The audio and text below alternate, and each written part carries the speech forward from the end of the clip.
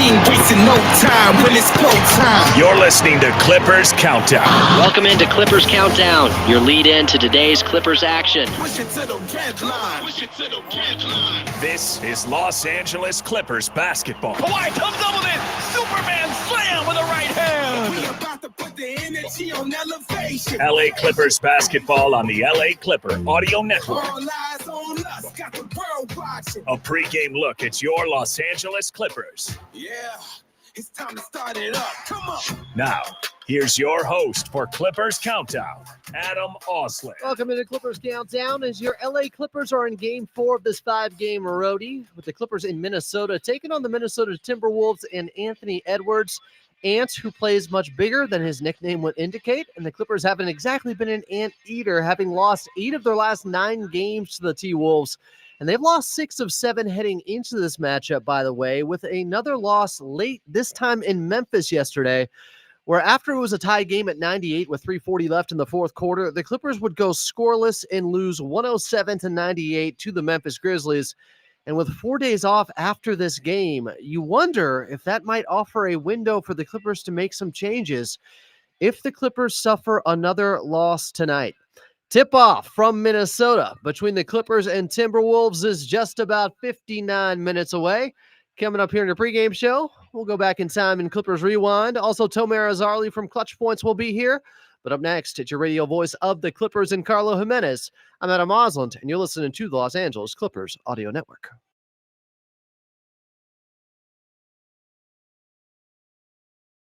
When you look at a Ford F-150, you'll see hard work, a great adventure, and so much more. Inside and out, it's designed for the family, the road trip, and the most demanding jobs. With that kind of versatility, it's no wonder it's America's best-selling truck for 48 years and counting. The 2025 Ford F-150, from California's best-selling truck brand, Ford. It's time to see Ford in a new light. Clippers fans, watching from the couch is fine, but the real show, that's in the arena. And when you've got to be there to catch all the sights, sounds, and styles in person, Ticketmaster's got you covered. As the official ticket marketplace of the LA Clippers and the NBA, Ticketmaster has tickets available to every game. Even if you're making a last-minute decision, Ticketmaster's got you covered. And when you're in the building, you don't just see the highlights, you feel them. That no-look pass that makes the crowd gasp, that dunk that rattles the rim and shakes the arena, that buzzer beater that has everyone on their feet. And even if the fit checks off the court that make you do a double take. So throw on your jersey, grab your crew, and lock in your tickets at Ticketmaster today. Because nothing beats being able to say you were there. Get tickets at Ticketmaster.com/Clippers. Grab them before they're gone. Ticketmaster.com/Clippers. And we'll see you courtside, LA. Need a little help starting your day? Your SoCal area Chick-fil-A has delicious breakfast options just for you. Whether it's the chicken minis, egg white grill, or the classic chicken biscuit, served on a freshly baked buttermilk biscuit. Enjoy breakfast with Chick-fil-A, served until 10:30 a.m. Download the Chick-fil-A app today to make your mornings easier. And make sure you have the app when you attend a Clippers game at Intuit Dome. You could receive an original chicken sandwich courtesy of Chick-fil-A SoCal. Go Clippers! This is the Los Angeles Clippers. They can contend for a title. Heard exclusively on the LA Clippers Audio Network.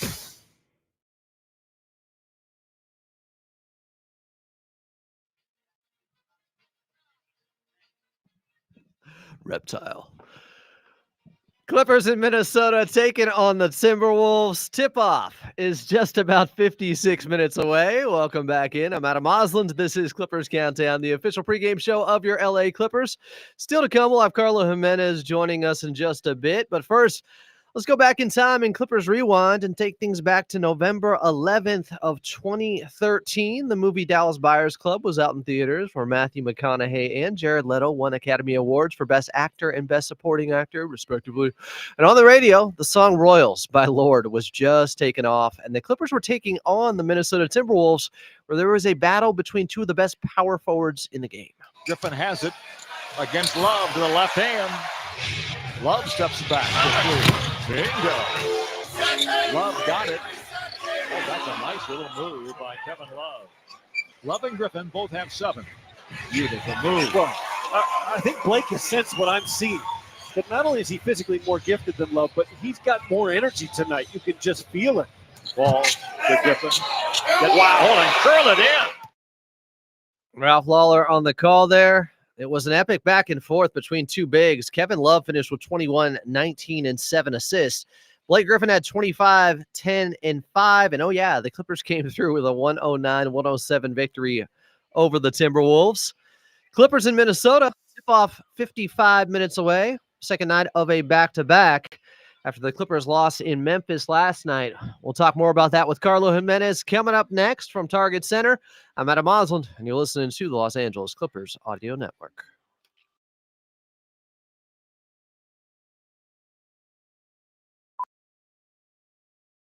Hi, Jan from Toyota here to let you know that Toyotathon is on. And what better way to get in the spirit of the season than with a new Toyota, like RAV4, Grand Highlander, and Corolla Cross. But to really get in the spirit, let's sing about it. So without further ado, driving through the snow in a new RAV4, hooray! To the slopes we go in a Highlander for a ski day. A Camry to get hot cocoa, tubing with a Tundra makes the kids go loco. Oh, what fun it is to make holiday wishes come true. Toyotathon, Toyotathon, Toyotathon is on. Oh, what fun it is to drive a new Toyota today. Hey! Presto, a new holiday classic. Let's sing it again. Toyotathon, Toyotathon, Toyotathon is on. Dealer inventory may vary. Toyotathon ends January 5th. See your participating dealer for details. Have you guys tried these holiday cookies? They're so good. Toyota, let's go places. Chick-fil-A SoCal is proud to be the official chicken sandwich of the LA Clippers. At any home game, if the visiting team misses 2 consecutive free throws in the fourth quarter, fans in attendance receive a free Chick-fil-A chicken sandwich via the Chick-fil-A app.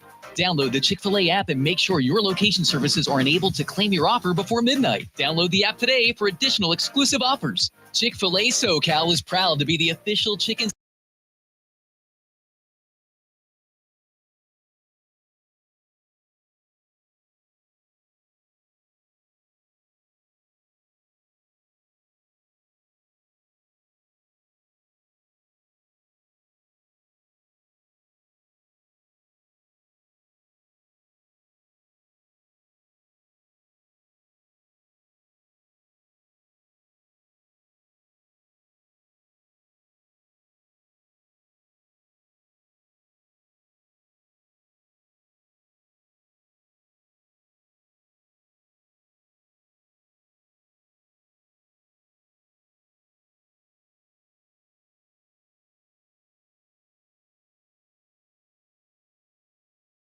Clippers in Minnesota taking on the Timberwolves. Welcome back in. I'm Adam Osland. It's Clippers Countdown. Coming up, you're going to hear from assistant coach Dante Jones. But first, let's get over to Target Center with your radio voice of the Clippers and Carlo Jimenez. Carlo, how we doing, my friend? Adam, what is up? I'm doing good. I'm excited to be here. The Clippers taking on the T-Wolves, second night of a back-to-back. Feels like we didn't even leave the last arena. When we landed in Minnesota, I joked with Brian Seaman. I said, we should just go play the game right now. Let's just go do this thing. It feels like the Clippers, after such a close game, you want to get back at it. And thankfully, the Clippers have a chance to erase last night and get a victory tonight. Yeah, the game was tied up at 98 with 3:40 left in the fourth quarter, and the Clippers just could not get a bucket. And as you mentioned, post-game, they had some really good wide-open looks that wouldn't fall.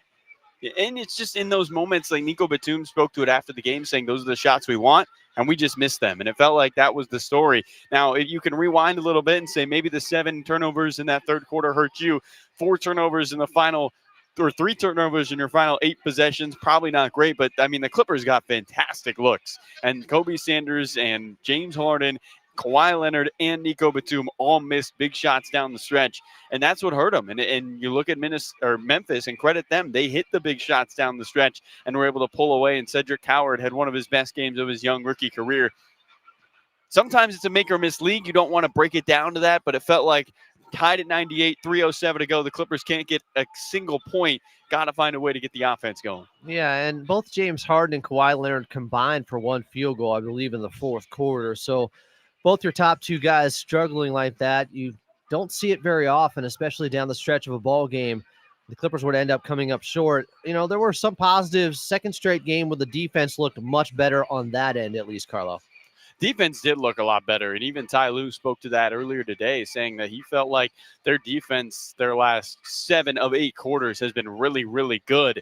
And you look at the numbers, and they've held teams to low numbers from the three-point line, which has been huge, something they dealt with a lot early this season, the first 20 games, and they've forced more turnovers, and that's been big. The Clippers have to force turnovers to get their offense going. They need to win the possession battle because their live ball turnovers become dunks for the other team. So if the Clippers can force turnovers and maybe even that points off turnovers battle, it's huge for them in some of these contests. The Clippers forcing 17 turnovers, leading to 21 points for them in the last night's loss against the Grizzlies.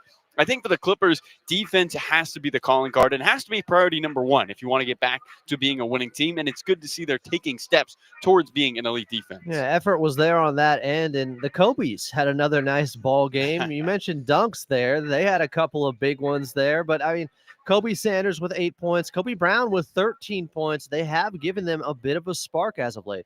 Yeah, and big-time buckets from Kobe Brown as he's now played in 12-plus minutes for the last 6 straight games. It's the longest stretch of his career. And then you look at somebody like Kobe Sanders, who's averaging 11 points in his last 3 contests. Most of them have been productive for this Clipper team. The biggest thing is, can you hit the open shot? I felt like when the Clippers got cold, both of those guys kind of missed good looks down the stretch. And can you continue to be excellent one-on-one defensively? And there were moments where I thought both of them shined back on the defensive end, but clearly getting more opportunity. Adam, how often have we seen a Clipper rookie or a young guy like Kobe Brown get this much run this long in a season? It's been a while. And so to see those guys take advantage of that opportunity has been impressive. Yeah, Kobe Sanders earned these minutes, 27 played yesterday. I thought the first half especially, another great performance from John Collins, at least through the first 3 quarters. He didn't get much run in the end, but he ended up playing 25 minutes and had 16 points. And while he was just 2 of 8 from the outside, he knocked down a couple of 3-pointers early. You even saw a moment where he was trying to pass one off to Nico Batum, who passed it right back to him. He knocked it down. They exchanged a smile afterwards and a greeting like, I know that was big for your confidence. You've been trying to get out of this 3-point shooting slump. Hopefully that turns into him heating up from the outside. Yeah, he's a career excellent three-point shooter. This is somebody who knows how to knock down threes and do it at an elite level. And while he struggled the first 23 games of this season, just 29% from the three-point line, you expect that eventually to turn back towards the law of averages. John Collins is a great three-point shooter. Can he find his stroke on the offensive end with the Clippers in a new system, one in which he really doesn't have the ball as much as he probably did in his time in Utah, and one where he's being asked to do different things as more of a glue piece for this Clipper team instead of one of the offensive engines like when he was with the Jazz. Clippers in Minnesota tonight. Carlo Jimenez on the call just about 47 minutes from now. Coming up next, he's got his interview, his one-on-one with assistant coach Dante Jones. Clippers and T-Wolves, and you're listening to the Los Angeles Clippers Audio Network.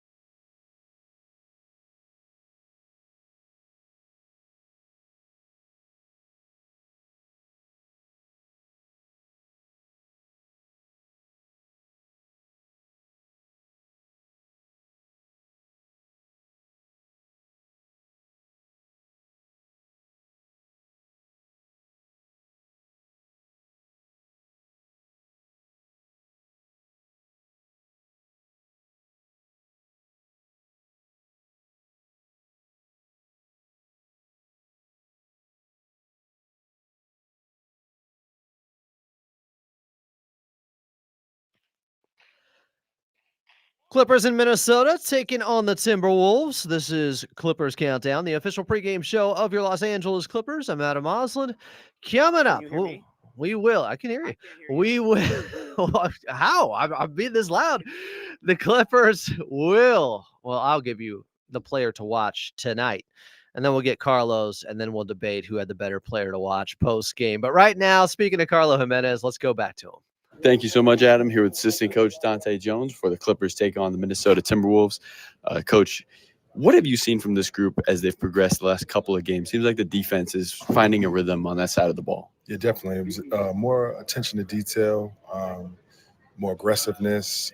Our communication has taken another step up. We're just trying to find a cohesive group that can go out there and execute our game plan, have some fun on the defensive side of the basketball, and try to win games by being defensively aggressive enough to deter teams from doing the things they like to do. You talk about being defensively aggressive. You guys forced 16 turnovers, turned it into 20-plus points last game. Is that what you need from this group every single game? We definitely need to get more possessions on the defensive end, create more offense from our defensive rotations, our defensive aggressiveness. If we can start getting that, then we can make the game a lot easier for us. Last one for you, but Anthony Edwards has been scoring at a prolific rate, 34 points a game his last 7. How do you try to slow him down as a team tonight? You have to make Anthony Edwards see a lot of different bodies, especially in transition where he gets a lot of his teammates involved, but also gets himself on the board. Make him see bodies, make him a passer, make him not be able to have one-on-one possessions where he can dominate his defender, bring him into traffic, try to get him into turning over the ball as much as possible. And then if you can do that, then you're going to have a good chance of beating him. Thank you so much. Best of luck. Thank you. Tough task. Clippers got to try to slow down Anthony Edwards. And tonight in Minnesota, tip-off just about 43 minutes away. There was assistant coach Dante Jones pregame with Carlo Jimenez. Up next, as I mentioned, we'll get your player to watch. I'm Adam Osland, and you're listening to the Los Angeles Clippers Audio Network.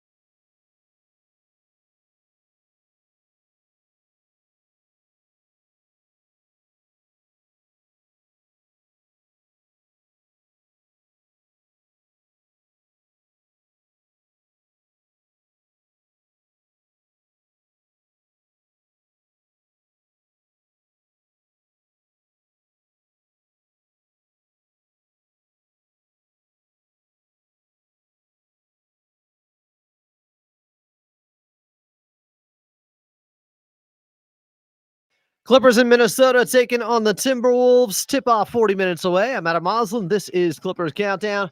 Coming up, we'll have Tomer Azarli on from Clutch Points. But first, this is LA Clippers basketball. Watching this guy play right now is really something. Players to watch. Looking at Ivica Zubac in this ball game. Of course, he'll be going straight up with Rudy Gobert a lot in this one. Not an easy matchup, as he just had to go up against Zach Edey last night. And I would say Big Zoo struggled. He only got off 6 shots, just had 10 points and 6 rebounds in 35 minutes against the Memphis Grizzlies. And over his last 3 games, he's only averaged 13 points per contest. They need more out of Ivica Zubac right now. He's capable of more. They also have to feed him the rock a little bit more. Last 3 games, he's only gotten up 9 shot attempts per game. We'd like to see that more around 12 or 13 attempts. Feed Big Zoo. Let him get involved on the offensive end. You know what that does for your defense.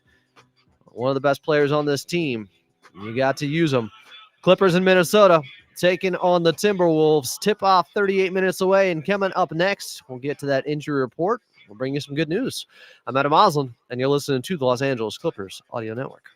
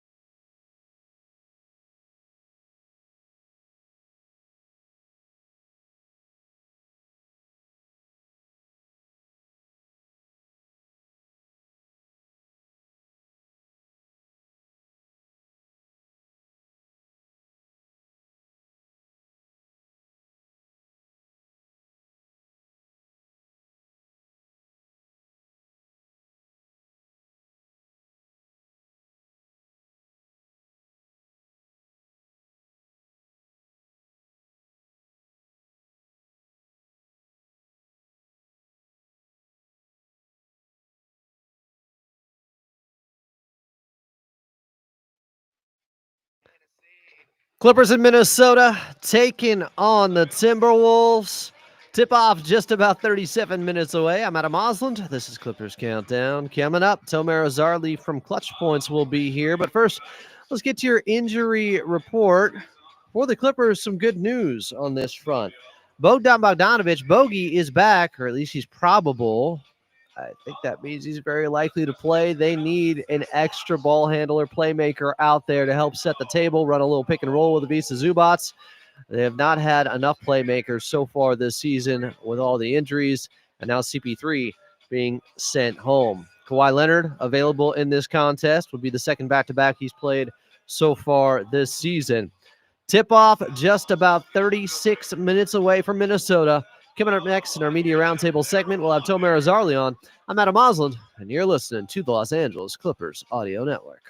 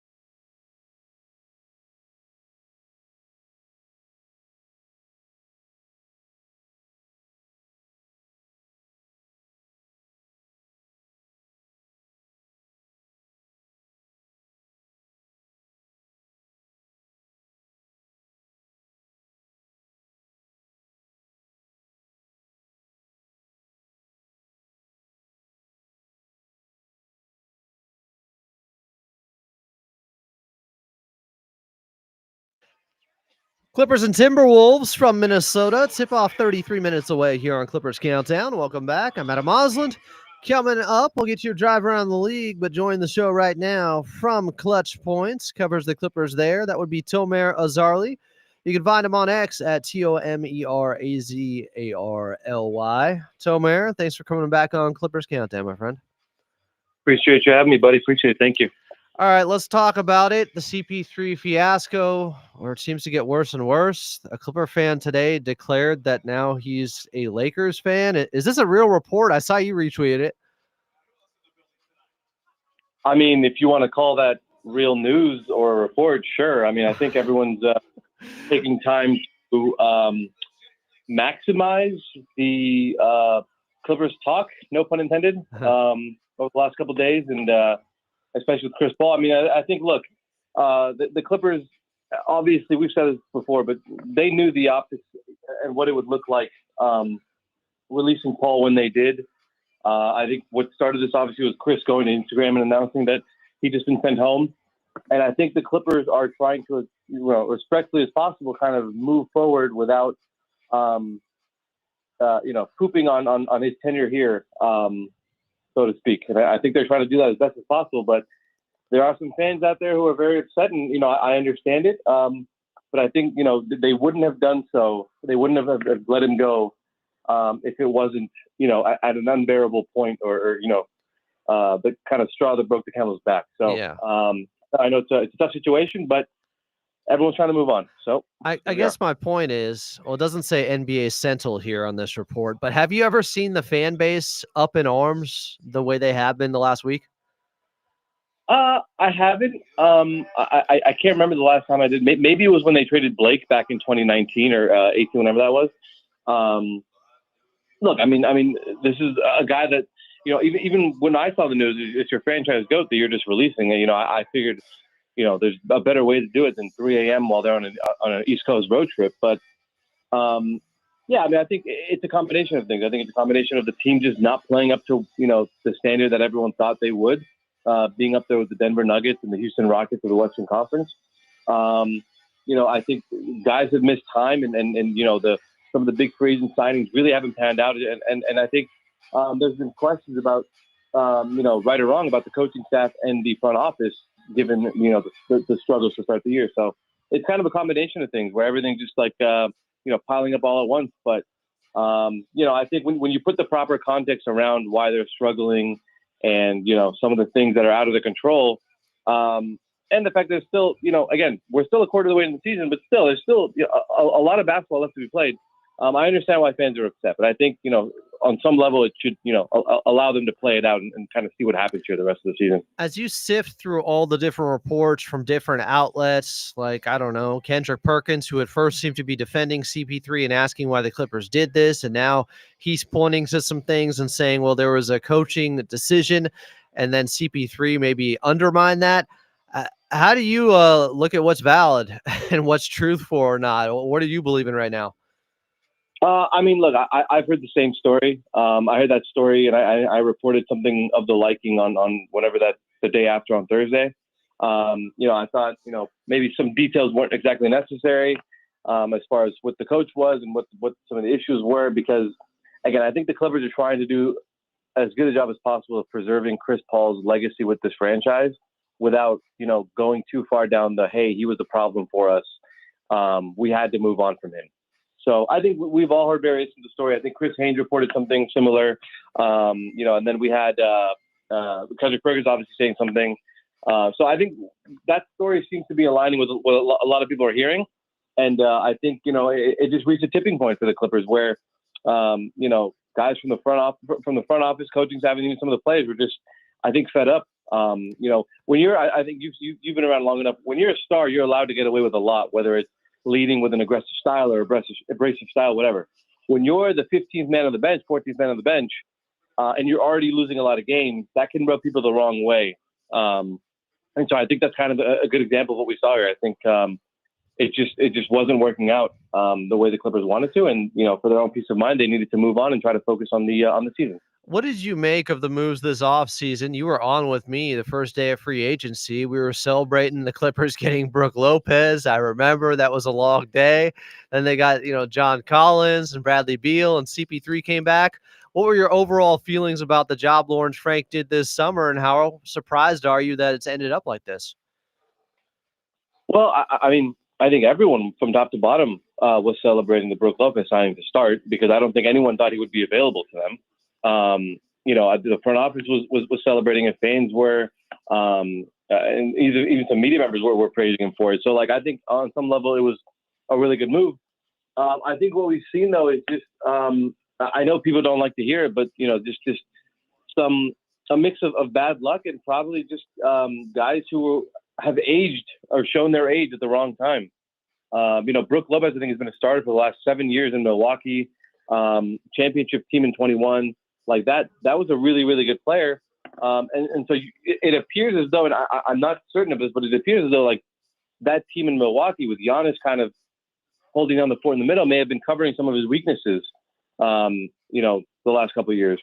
Bradley Beal, I mean, you signed a guy who, you knew was coming off an injury, but I mean, stretches out to reach for a ball and fractures his hip. I mean, you can't plan for that type of thing. Yeah. I think John Collins has been, he's played much better of late, but I think he was very underwhelming to start, both as a starter and as a reserve. I think because people had an expectation from him. He was a 2010 guy in Atlanta, was close to that in Utah, but I think wasn't really playing winning basketball there or playing a winning style. And he's also not even the number 1, 2, or 3 option on this team right now.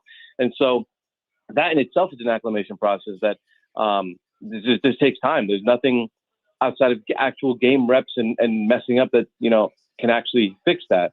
And then I think, with Chris Paul, I mean, this is a guy who started 82 games last year for the San Antonio Spurs. It's a guy who probably, looked like he had a lot of game left.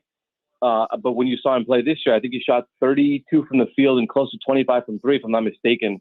So clearly when he got opportunity, it just wasn't there. So you kind of can't predict when guys will regress to that level. And unfortunately, they've had 2 guys in Brooke and CP who regressed pretty dramatically the last year. Bradley Beal suffered a kind of fluky injury there. John Collins, again, trying to work his way back, work his way into the system, I should say.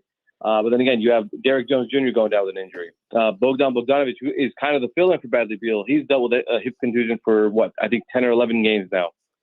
Jordan Miller shows some promise in dealing with the hip and the back and all that. So it's kind of just piled on. And from a front office perspective, again, I know people want to be critical, but I think when you apply the proper context, coming into the year, I think everyone considers this one of the deepest team in the league for good reason.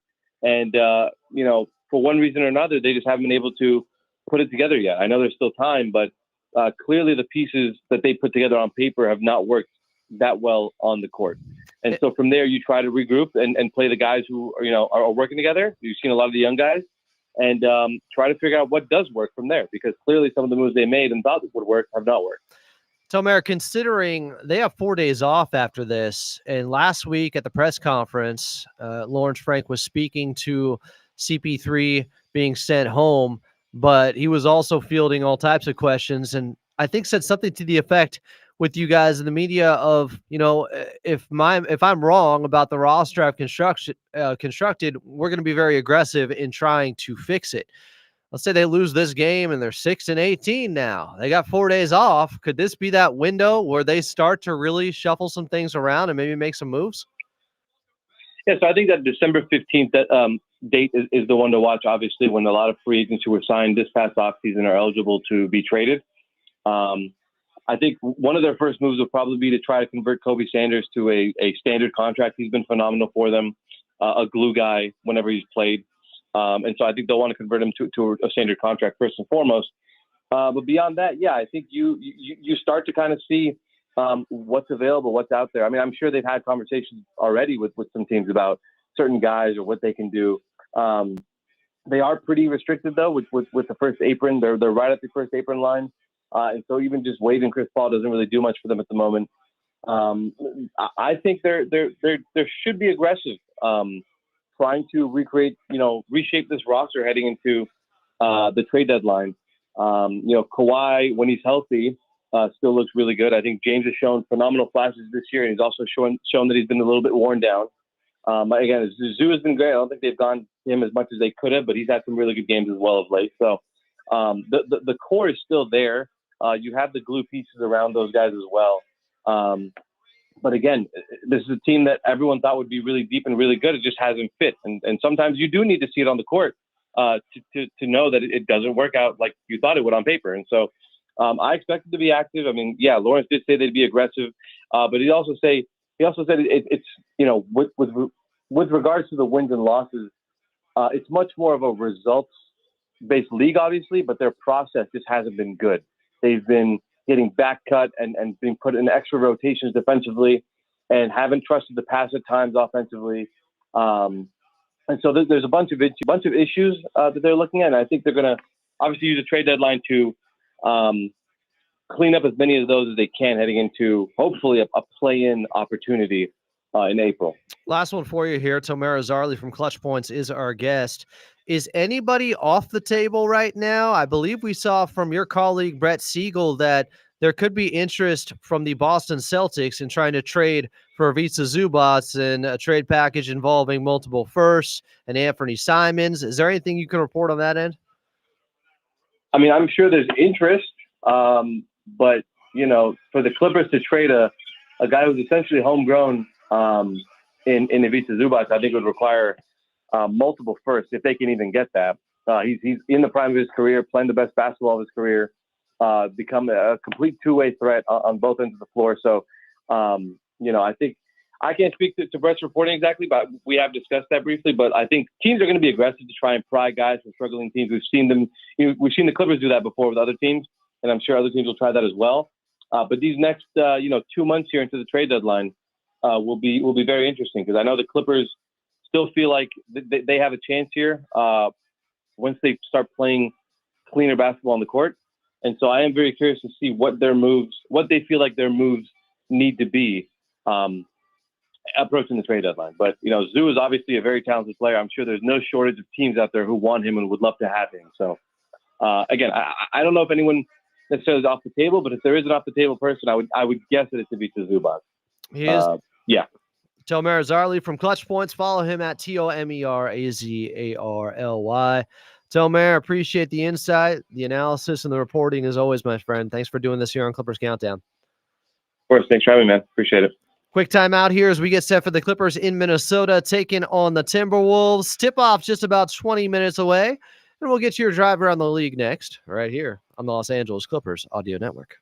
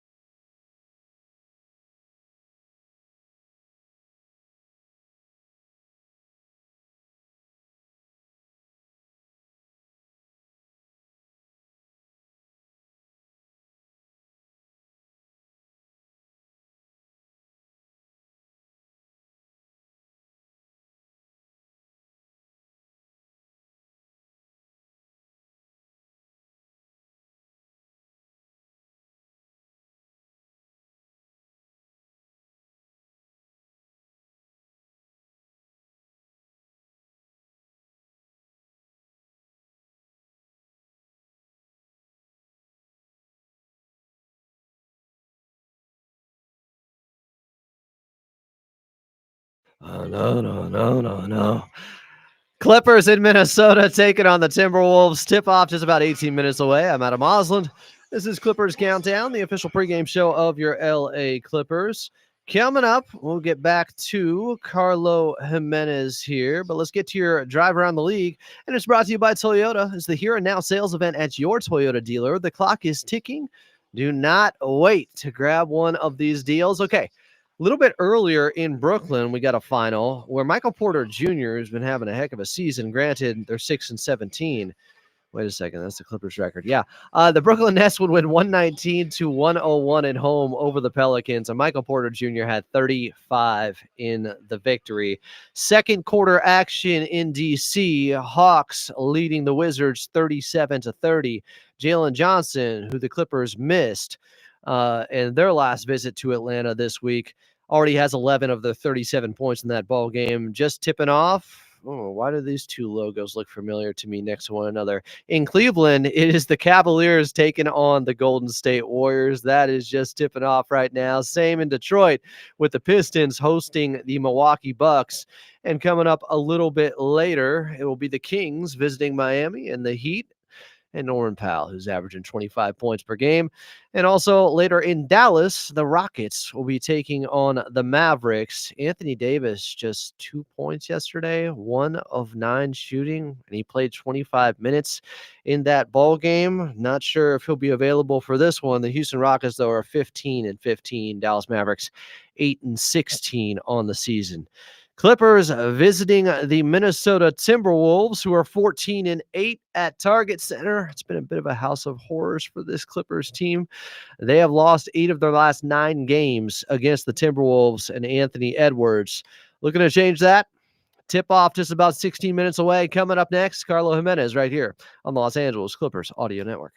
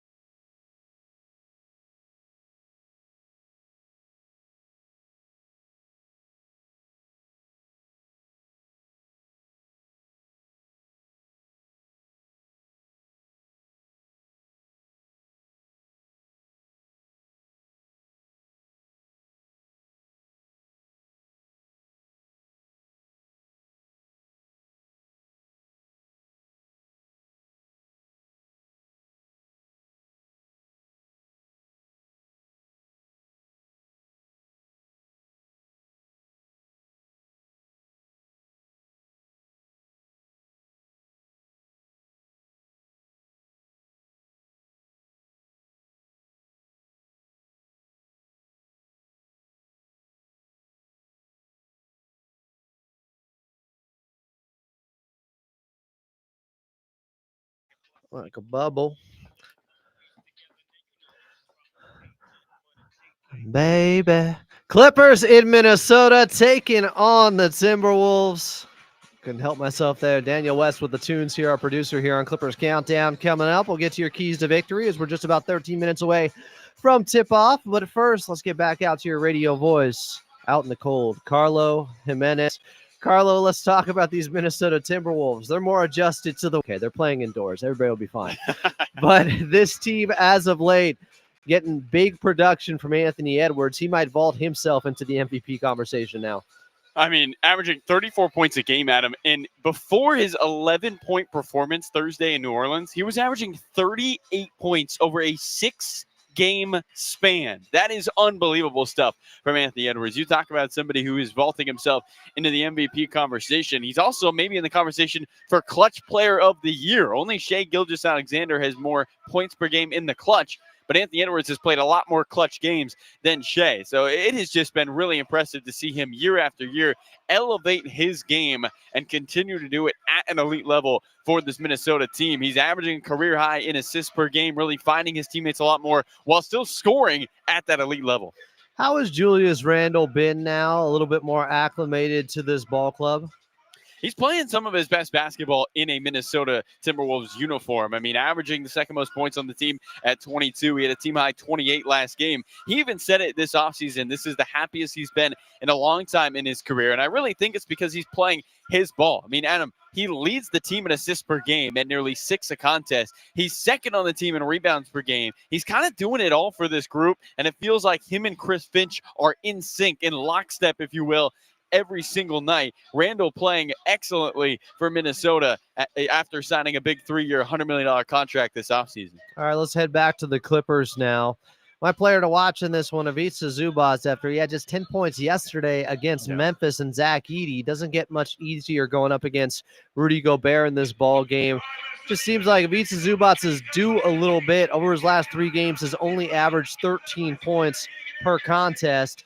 And you can tell out there, he wears his emotions on his sleeve. He can be a little bit frustrated. You can see it on his face. I hope Ivica Zubac can turn this thing around and they find him for some easy ones early, Carlo. The Clippers have to get Big Zoo going because he's really their interior presence. And you saw what happened last game. If the Clippers do not get the same production on the interior, they really struggle offensively because teams are just going to guard the perimeter, and the Clippers end up shooting a bunch of threes. Ty Lue likes shooting threes, but says we want to take the right types of threes, and the Clippers got outscored in the paint last game 60-36. So that makes a ton of sense. You need Ivica Zubac to be excellent on the interior. Adam, I'm going to go James Harden. What? I'm sorry, what? Yeah. Did you say James Harden? I said James Harden. Wait a second. I thought we had rules here. No. Over the line. I'm a rule breaker, Adam. All right. 21 points for being top 10 all-time in points scored in NBA history. You got to feel like the Beard's going to be hunting for it today. I expect a big game. Yeah, and he struggled, especially in the second half with the turnovers. He only scored 2 points in the second half of that game in Memphis yesterday. Uncharacteristically, still 6 of 13, but 13 is not a big number in terms of getting shots off. You know, even though Kawhi Leonard also struggled, only having 8 points in the second half, he took 23 shots. Now, I'm not saying he should give up any of those for James Harden because I like the aggressive nature there from Kawhi. But Harden, unfortunately, a lot of those turnovers coming in the second half and the way the Memphis Grizzlies started playing him, it looked like boxing elbows out there at times where they were just forcing him to kick it out. And as we talked about, a lot of missed open shots by the role players in that game, especially down the stretch. They have to be better. But James Harden and that aggressiveness, your player to watch in this one, we expect him to get closer to 20 attempts probably in this ball game. Yeah, and the Clippers need him to be aggressive early. He really kickstarts the offense, one of the best scorers in the league in first quarters. But the sustained energy, it's what's even more important, Adam. I mean, really did not contribute much offensively in the second half last night in Memphis. Just 2 points in that second half as he finished with 18. The Clippers have to get more from Harden down the stretch, especially in moments where you're clutch situations. I mean, James Harden, Adam, if you look at the numbers, he's one of the top clutch scorers in the league, especially one of the top 3-point shooters in the clutch in the league. But he's just not shooting enough shots. The Clippers need him to have that Kawhi-like mentality and be uber aggressive on the offensive end. He still leads the league in isolation points per game, but he needs to continue late in the contest. Now, I'm going to take a risk here because I still haven't seen the update. But, Carlo, do you got the intel? Is Bogdan Bogdanović not just probable but available in this ball game? You know, I'm looking down onto the hardwood. Please. He's warming up in the right corner. They need him. Taking side jumpers. I mean, I don't know. Adam. The injury report is supposed to be out by now, so we can do a quick trick here. Hypothetical. Let's say he is back for this ball game. I think he's missed the last 8. They've really needed some more on-ball production out there, and this is a guy that can run some pick and roll. He and Ivica Zubats have had a nice connection. They just need somebody else to be able to bring the ball into the front court. Hopefully, Bogey is able to do that tonight and is available. He's available, Adam. Woo! So Let's we'll go. have Bogdan Bogdanovic for tonight's game. And the Clippers just need his offense. They need his ball handling, everything you spoke to. They just need another punch with that second unit, and he can provide that for the Clippers, be an elite three-point shooter, and really help them in a big way. You know, this is a guy who hasn't played much this season dealing with the injury.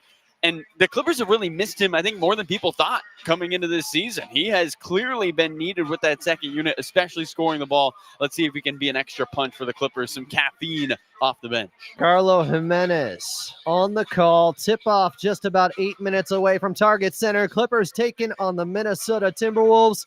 And up next, I'll get to your keys to victory right here on Clippers Countdown on the Los Angeles Clippers Audio Network.